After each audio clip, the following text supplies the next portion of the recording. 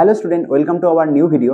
আজকের ক্লাসে আমরা ডিসকাস করব এনটি এর যে লেটেস্ট নোটিশটা বেরিয়েছে নিটের ব্যাপারে। তো সেই নোটিশটা নিয়ে আই থিঙ্ক তোমরা ডিফারেন্ট চ্যানেলের নোটিশটা দেখে ফেলেছো।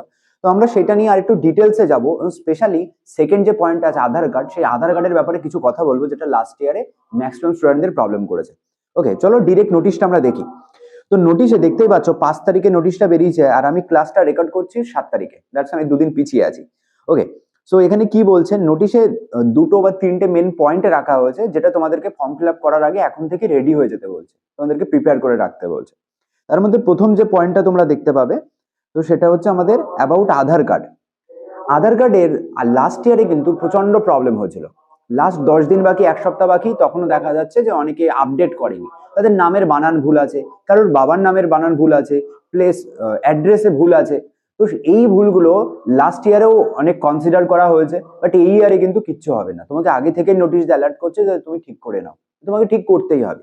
কি কি জিনিস সেখানে দেখতে হবে? তো সেখানে আমাদের 6টা জিনিস দেখার জন্য বলছে। নাম দেখতে হবে ঠিকঠাক আছে কিনা, স্পেলিং ঠিক আছে কিনা। ক্লাস 10-এর অ্যাডমিট কার্ডে একরকম নাম, এখানে আর একরকম নাম, তাহলে প্রবলেম পড়ে যাবে। দ্যাটস ওয়াই তোমাকে কারেক্ট করতে হবে। ডেট অফ বার্থ, তারপর জেন্ডার।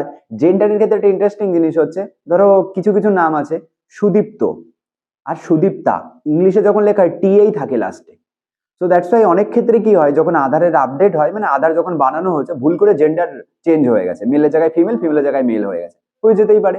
তো এই যে ভুলগুলো আছে, এইগুলো কারেক্ট করতে হবে। অনেকে গুরুত্ব দেয় না, বানানো হয়ে গেছে হয়ে গেছে, বাট এইগুলো নিটের ক্যান্ডিডেট বা জেইর ক্যান্ডিডেট হলে আমাদেরকে গুরুত্ব দিতে হবে, তাহলে সেগুলো ঠিক করতে হবে।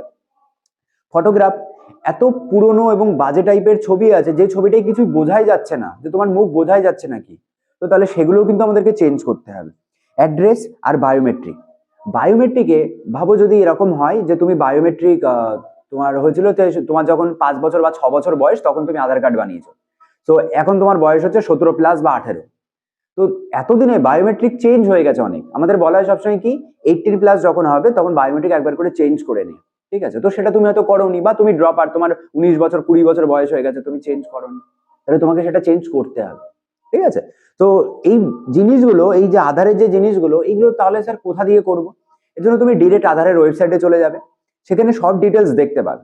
তো বায়োমেট্রিক এগুলো চেঞ্জ করতে গেলে কিন্তু তুমি অনলাইনে করতে পারবে না।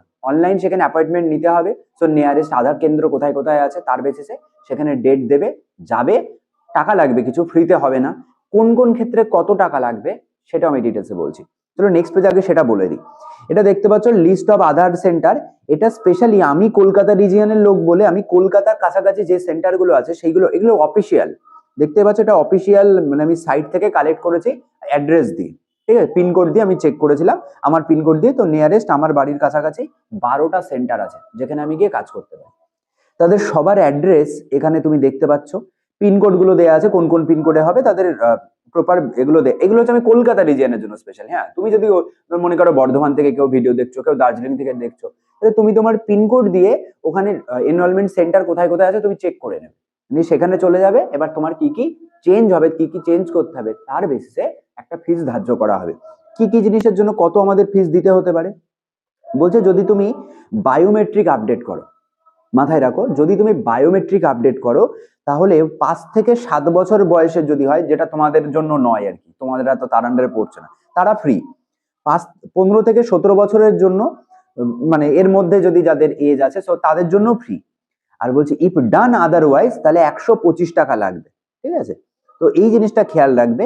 তাহলে এটা কিন্তু ফ্রিতে একদমই হবে না, তাহলে তোমার টাকা লাগবে, এটা মিনিমাম অ্যামাউন্ট, সেটা 125 টাকা, সেটা তোমাকে দিতে হবে। যদি তুমি ডেমোগ্রাফিক আপডেট গুলো করতে চাও, লাইক তুমি ডেট অফ বার্থ, জেন্ডার, এই জিনিসগুলো যদি তুমি চেঞ্জ করতে চাও, তাহলে কি বলছে, এটা টোটালি ফ্রি। বলছে if done at the same time with biometric update, তাহলে কোনো তোমার টাকা দিতে হচ্ছে না। ঠিক আছে, তাহলে তোমার সেটা ফ্রি হয়ে যাবে। তুমি ধরো ফিঙ্গারপ্রিন্ট বা রেটিনা স্ক্যানিং এর সময় এটা তুমি একবারে করে নিয়েছো, তোমার ওটাও আপডেট দরকার, তাহলে তোমার এক্সট্রা টাকা দিতে হচ্ছে না। আর যদি শুধু তুমি আমাদের ডেমোগ্রাফিক আপডেটই করাতে চাও, লাইক জেন্ডারের ভুল হয়ে গেছে, নামের বানান ভুল হয়ে গেছে, তাহলে কিন্তু তোমার 75 টাকা দিতে হবে।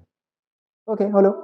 আর যদি আমরা ডকুমেন্টস আপডেট করি, আধারের সাথে জানো ভ্যালিডেশনের জন্য ডকুমেন্টস অ্যাটাচ করতে হতো, কোনো সাপোর্টিং ডকুমেন্টস, তো সেটা যদি তুমি আগে না করে থাকো, এখন যদি করাতে চাও, তাহলে সেটা অনলাইনে ইউজিং মাই আধার পোর্টাল যদি করতে চাও, তাহলে তোমার সেটা ফ্রি হয়ে যাবে। আর যদি তুমি আধার সেন্টারে গিয়ে করো, তাহলেও কিন্তু তোমাকে 75 টাকা দিতে হবে।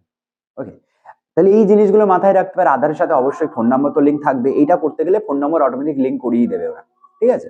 তো এইটা হচ্ছে আমাদের আধার সম্পর্কিত মেন ইম্পর্টেন্ট পয়েন্ট, যেটা আমি দেখলাম অনেক ভিডিওতে নেই। তো দ্যাটস ওয়াই মনে হলো যে তোমাদের এই আপডেটটা দেওয়া দরকার, সো দ্যাটস ওয়াই আপডেটটা দিয়ে দিলাম।